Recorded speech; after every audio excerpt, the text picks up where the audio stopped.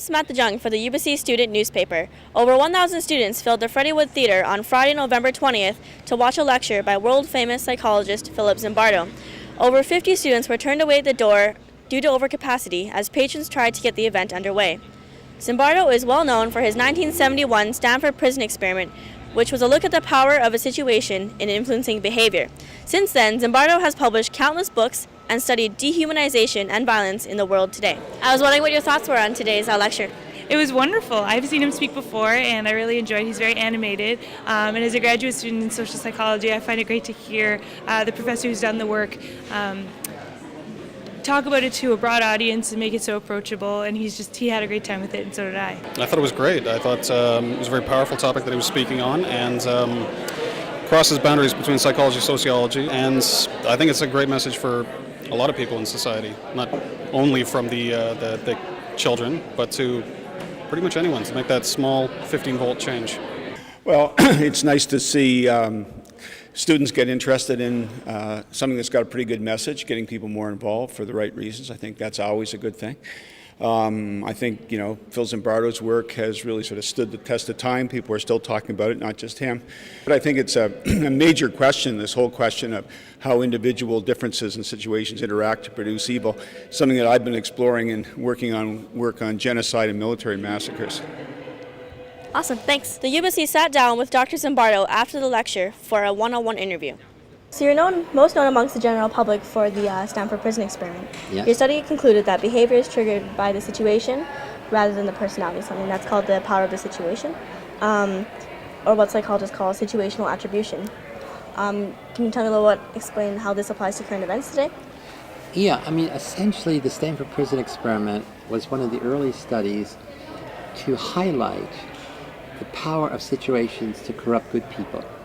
Now, we're not saying personality is not important.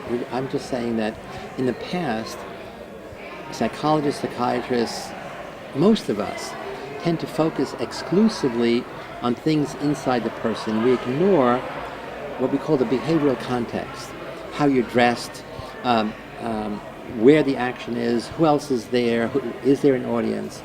And so my research is really a corrective to the exclusive focus on it's all about the person. And what I talked about today here at the university is the new line of research I'm focusing on is what makes ordinary people do heroic acts, do good, do service for other people, challenge unjust authorities, blow the whistle against injustice or unfairness. On a different note, the 2010 Olympics is coming to Vancouver in less than 100 days. What are your thoughts about the actions of security and the BC government regarding human rights? All you need is some terrorist to blow up some venue, and then it ruins the whole thing.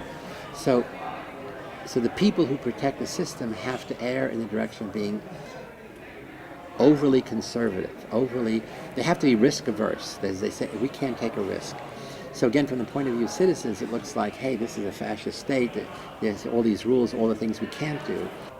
Along the same lines, what do you think about the situation regarding prisoners in Guantanamo Bay, the war in Iraq, Afghanistan, as you mentioned? It certainly should be shut down.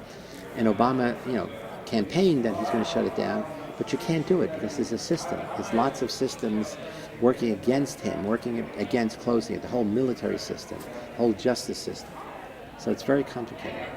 On a lighter note, you retired a few years ago. Yeah. What have you been doing recently? I have never worked harder in my life.